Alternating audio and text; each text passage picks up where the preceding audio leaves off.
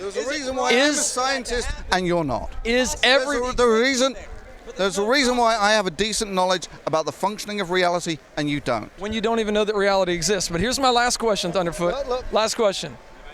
Is everybody's reasoning valid? I think we've covered this. So is everybody's reasoning valid? We haven't covered this. Does everybody have valid, I mean, of all the people in the universe, in the world, does everybody have valid reasoning? Go on. I know it. Give me a hand. Look, okay. I'll hold it here for you. Practical models of utility about reality. We are humans. We have the same genome. Everyone here has more or less the same genome, about 1 gigabyte of data. Within that is the code to actually create the human brain. That means that virtually everyone here has more or less exactly the same brain. That's made out of 1 gigabyte of data, or fraction of it, right? That brain can actually store far more information than the actual genome itself, but it also has multiple other functions, including speech, social interactions, and ability for model forming. Yeah? Right? So when you tell you why I'm struggling? When you say that, do I know that these people actually are reasoning properly? The reason is because, yes, we're all spewed from the same genome. We all have the same hardware. So your position is everybody's reasoning is valid. Did I say that? You just said we're all sharing the same thing, so yes. I mean, clarify if you didn't. This is your straw man. No, what I heard, I'm trying to explain what I heard so you can better explain it to me. What I heard you say is we've all got basically the same brain, so yes, our reasoning is valid. No, we have basically the same brain, such that I can assume that other people's brains function in a similar fashion to my own. So is everybody's reasoning valid? If I went to the schizo ward, would you agree their reasoning is not valid? We're dealing with populations. Do you understand that not everyone here is exactly the same? Of course, yeah. Right. So most of the brain functions are the same. Most of the healthy brain functions... healthy brain, that's what I'm talking about. I'm talking about all the brains. Is everybody's reasoning valid? No, let me ask you this. I answered this. Let me ask you this. If somebody did not have valid reasoning, would they even know that? Well, let me ask you the same question. How do you know that your brain is not defective? That's what I want to ask you. Right, well, I beat you to it. How do you know that your brain is not defective? And you're not going to like my answer. Yeah? But here's my answer. Because you know it's so. No, because it's been revealed by God. So all those people who are in the psych ward, are they actually, if they believe in God, are their brains functioning properly? Do they know it? Are their brains functioning properly? No, they're not. Do they know that? So how do you know that you're not one of these people? Because I've got revelation from God, as do you. I'm the one who has a basis for it. If I asked you the same thing, how do you know that you're not one of those people? You would say, I don't, right? The fundamental difference between us is I actually care about forming models of reality. You just want to assert what you want. You just want to assert God You're exists. Assuming that.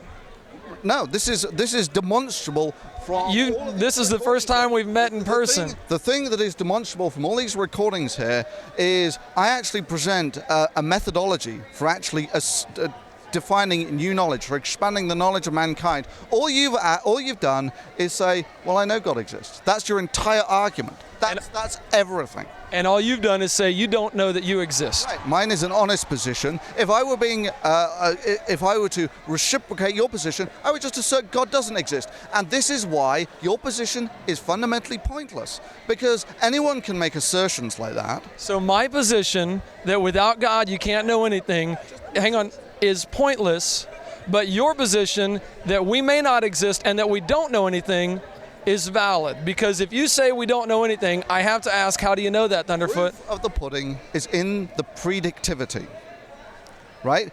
But you don't know that. The worldview that I propound is actually what builds civilizations.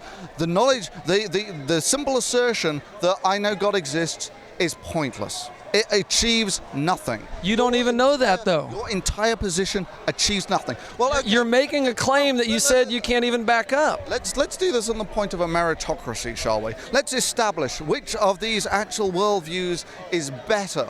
We can't. It's impossible because in your I worldview. think everyone here with their smartphones, with their Gore-Tex jackets, with their nice little microphones would disagree with you, right? But would they agree that reality may not even exist? Do you guys agree with Thunderfoot? Reality may not even exist? Go for it.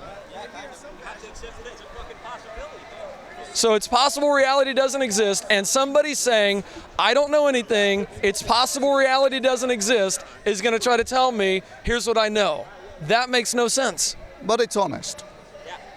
And what I would ask you, if you're being honest, if you say it's possible I don't know anything, how do you know that? Now let's be honest. Sorry, what's the question? I said, now let's be honest. How do you know that you don't know anything? You know, I was talking, here's the deal. So I don't know anything. That's an internally inconsistent statement. But you're the one making that statement. No, I'm the guy making the three basal assumptions. Remember, You said I you have don't know three anything, assumptions. and you're saying you know things. And you're saying that that's not contradictory? We'll do this one last time, okay? I assume the universe exists. I assume you can learn something about the universe.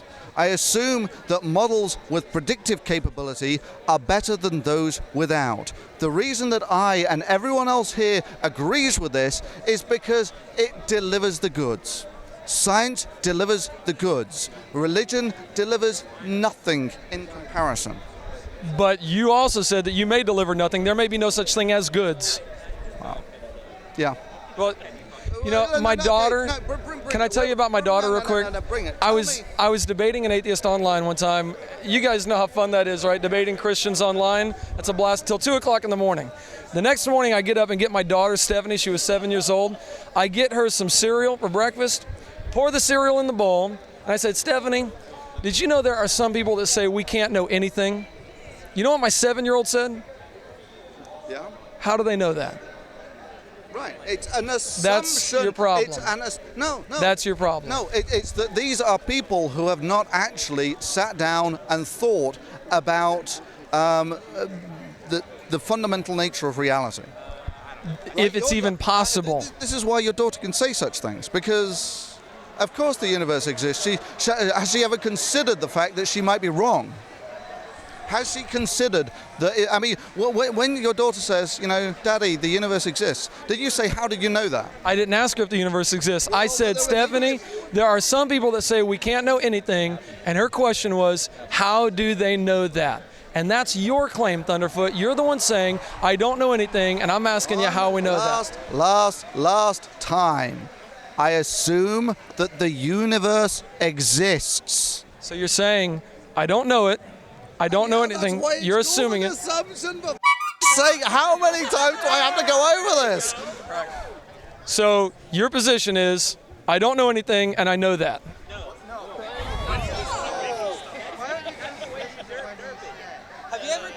I'll let you watch the. I'll let you watch the tape, man. Hey, Thunderfoot, thank you. I appreciate it. I know it's frustrating, but I actually really do appreciate these engagements, and I know it's frustrating, but thank you very much, and I'm glad we're able to be civil. Let's just do one last thing. Now it's my turn to ask some questions. Where has your religion delivered the goods? Are there such thing as goods?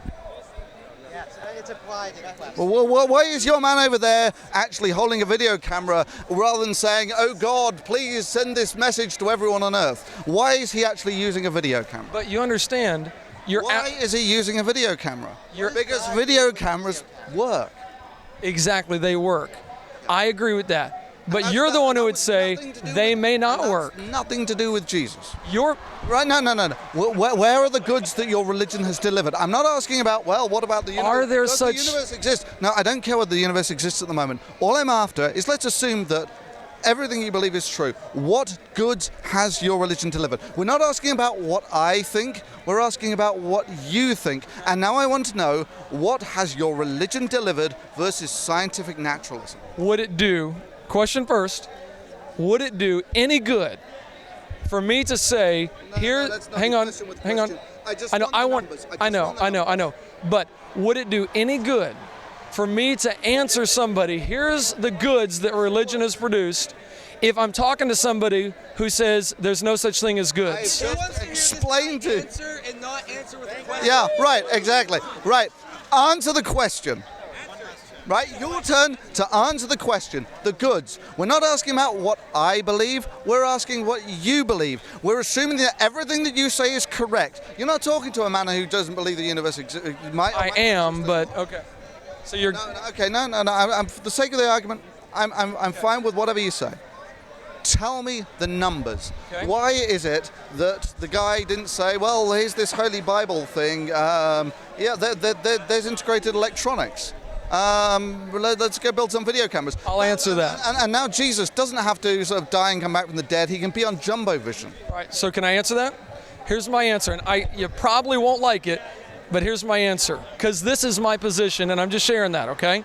My position is that every single thing, the camera, your glasses, backpack, shoes, watch, everything.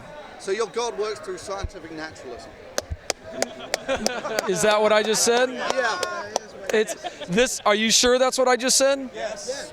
Sounds like it to me. But you're sure of something when you said you couldn't know anything. See what I have to go back to, though?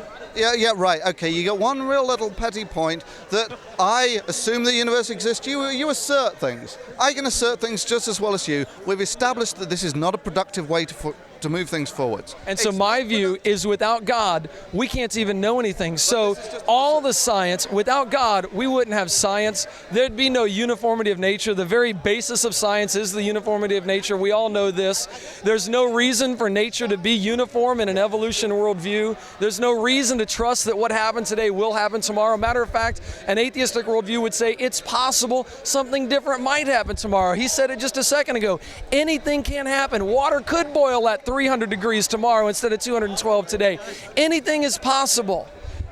That is not how you do science. Science is not based on anything is possible. Science is based on facts. Science is based on the uniformity of nature. This is something that I agree with.